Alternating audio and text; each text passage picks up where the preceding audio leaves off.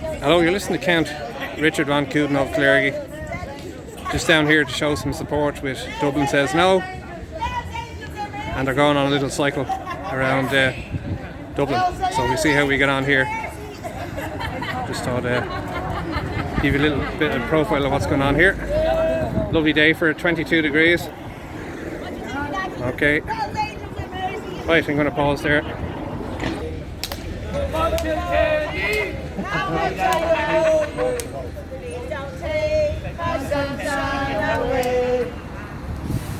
Lovely.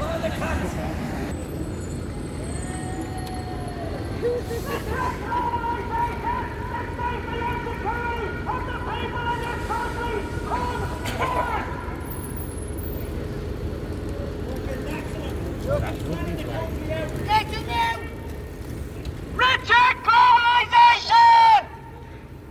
Reject globalization! What's happening? Border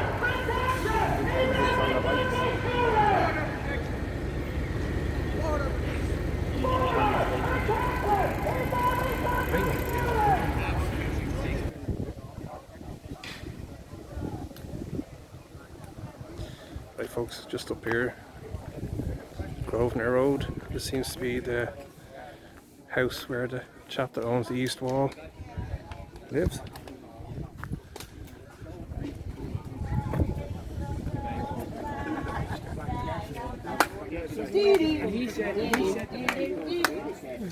Absolutely.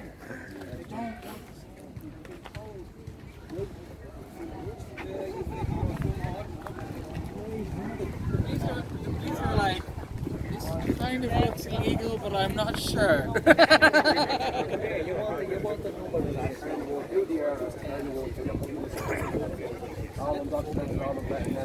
No chance. Let's bring them over. You take them in over here. We have loads around there. People had enough. People are speaking. Going to listen.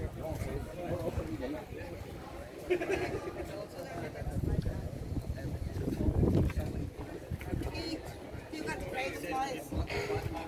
cable ties to put that up. Very good. Well done. Thank you.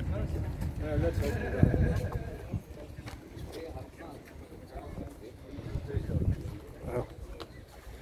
I wonder who owns the property 1516 Charlton Road. Okay, everybody. Everybody's wondering why we're here and who this is. Well, the owner here is Mel Suckling, right? And he's a businessman. And he owns 400 properties. And some of the properties he's owned is like Tormican Lane, the ESB building. And these buildings are full of undocumented, unvetted men in their area. Now you can see where he lives in the big leafy suburbs. There's nobody around him. So he also owns Euro cycles and Euro babies. Isn't that ironic? And we've been watching what's happening across Europe. So we want to make a message clear to Mel. If anything happens to a woman or a child from any of the men this slum landlord is renting to the government in their areas, in any of his buildings, then we will be holding him responsible for it. He's renting it out. He's the one we hold responsible, him and the government. But we will expose all of these men that are making money from this. They think they're exempt. They think because they're rich billionaires that they can get away with it. Well, when the government gets voted out, everybody involved in this human trafficking ring, because that's what it is, will be held accountable for it. And no matter how rich you are, your assets will be stripped from you. Everything you own will be taken from you. You'll be investigated.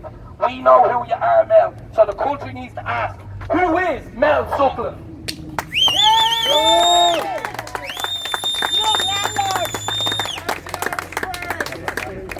You're a slum landlord. How's the Irish Force? Section 30 of the Offences Against the State Act. That's what we will be. We've no problem with the residents on this road, but they should know who their neighbour is, because their neighbour is renting out these buildings to the men. But they don't affect their areas. We've made it quite clear over the last few weeks that it's all our areas that are dealing with these problems. Our areas that don't have the resources, the doctors, the nurse. We don't have it. We don't have it in our area. But look over here. They have a lot over here. and we went about our lives every day, walking, minding our own business, and then they put this on us. So Mel Sutcliffe, you will be held accountable, and so will the other landlords that live in Malahide. We all know about you. We all know about a lot of you. Banky, McInerney, you're another landlord. We know what properties you own, and we will hold you responsible.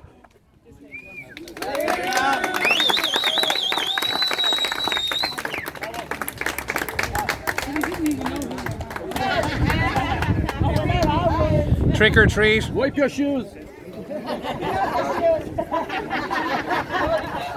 Don't take them off. Pizza delivery. Pizza boy. It's a package. You're home alone on that. So would order a side order of justice. Ask me the order of slice of justice. Well, as you can see, Mel doesn't want to face the people. He's too busy making the millions from the misery that's brought on us. Only a few questions for you.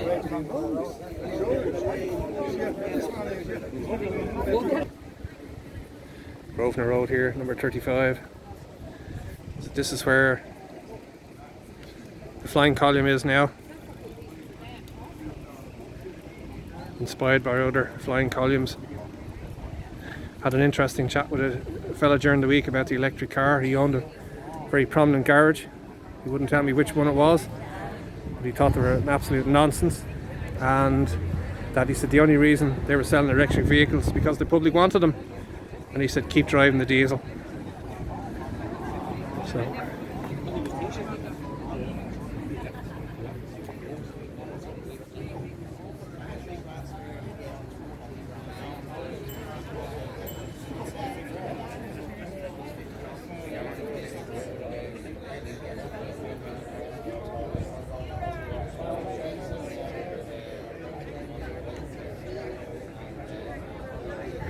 signs speak for themselves. And still 66 people supposed to go in 1560 Charlton Road in Renlet. Hi folks, a lady came up to me here and she very kindly gave me this thing here, and you can see listed there Goldstein Properties. Now, that was one of the commentators under my video on Charlton Road very kindly put in Goldstein Properties, and as I said, they seem to have an address in Harcourt Street, so just something to keep in mind there. And interestingly, what it says, his father was a patriot. I believe he was the guy that blew up Nelson's pillar years ago. Right, we'll pause that there.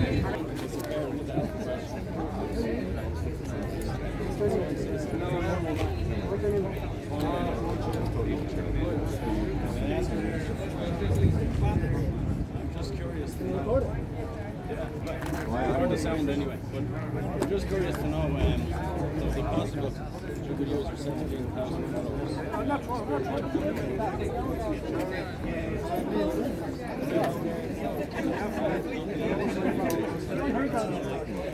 There goes the neighbourhood, huh?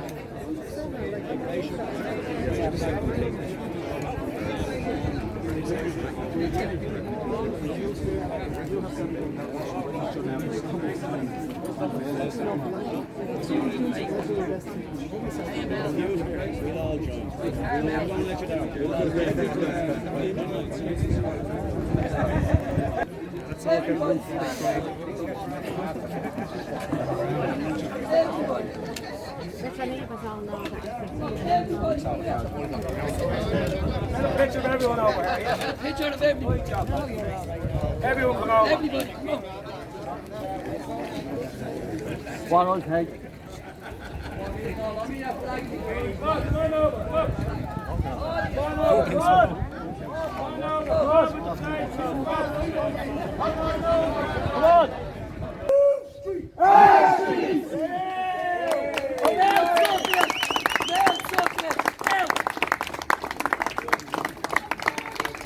Right folks, I just met Stephen Kerr here. Great work with the Irish Inquiry, and he very kindly said he'd speak about a few words about what's actually going on in Castlebar at the moment, if you don't mind. Yeah, So sure. please go ahead. Yeah. Thank you. Where do you want me in? Oh no, just I like in to. front of here? No, I just like to film the street. Oh, Sam, that's even better. Yeah. Yeah.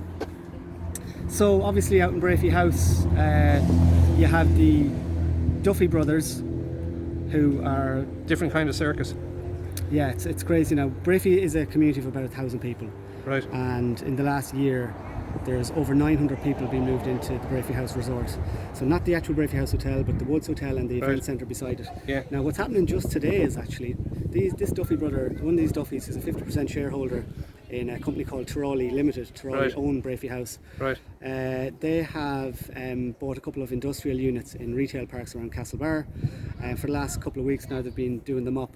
One is actually ready today. They're moving whatever families with kids, they're moving them out today, and then they're going to move all the single men out there. Right. So that's going to free up the event centre out in Brafey, and at that point then they're going to start work on the event centre. They're going to tear down all the those little units they had put up, and they're going to turn it into a 2-storey permanent accommodation facility. So it'll be a revolving door for Extraordinary, international isn't it? protection applicants coming here. So Right. you know, this is really going to change Brafey a lot. You would imagine Brafey's going to be now the And does it seem to be the same companies involved in this throughout? Are they getting the heads up from the government beforehand? Because there seems to be buildings that are closed for a while, get renovated, and then a contract for international protection is awarded. well, no, this was actually just in a retail park where Right. they bought one, and there's rumours that they've bought 2 other units there that have just been Right. they've just been vacant for a while, Okay. and they've bought them up. And but like we hear about it happening all over Mayo, like, you know, Yeah. like every little town and village. Yeah. I get a message every day, a couple of messages a day. There's 20 going in here, 50 going Wow. in there, 100 going in there, 200 going in there. So it's literally just happening everywhere. So Right. there's going to be a Mayo County Council meeting tomorrow. That's Monday, Okay. Monday the 12th, and we're going to go to that and kind of put some pressure on our councillors again to discuss this, because that's Yeah. the problem. They won't even discuss it. They know nothing about what's going on, Well- and yet are completely unwilling to discuss and engage with the community. Like, you know. Well, somebody has to sign the contract somewhere. You know, somebody's name, and hopefully, like, if it can be made known who actually signed these contracts, that the people don't vote for them again. Make sure that other suitable candidates put themselves forward who will not, or make it known that they will not vote for this. Absolutely, because it's not good enough just to say that they, I mean, on one hand they say they don't know anything about what's going on, the other hand they say, oh, but there's nothing we can do, kind of thing. Yeah. I mean, look at the people, like the people are standing up and fighting back, doing whatever they can do. Yeah. And the councillors aren't standing with them and not engaging with them. Correct. And I just wonder how many of these councillors are profiting financially in some way or another Yeah. from what's going on. Absolutely. Or relatives of them Absolutely, somewhere. exactly. know. Now, I mean, if you look at the Brafey House Event Centre, by the way, that was prior to all the international protection applicants going in there. That was the main facility for injecting people during the COVID thing. Wow. Now, just to add to that, Right. the top man, one of the top men in Pfizer, Yeah. is another one of these Duffy brothers, a brother of the Wow. fellow who owns the actual hotel. So Wow. I wonder How about that now? was that orchestrated or Yeah. how that exactly came about? But there's going to be, just to mention, there's going to be a big Yeah. public demonstration in Castlebar next Saturday. Right. It's the 17th, I think, Okay. in the Mall in Castlebar, 2 o'clock. So if anyone's from around Mayo or has a connection to Mayo, they're more than welcome and encouraged to come along and support that. Perfect.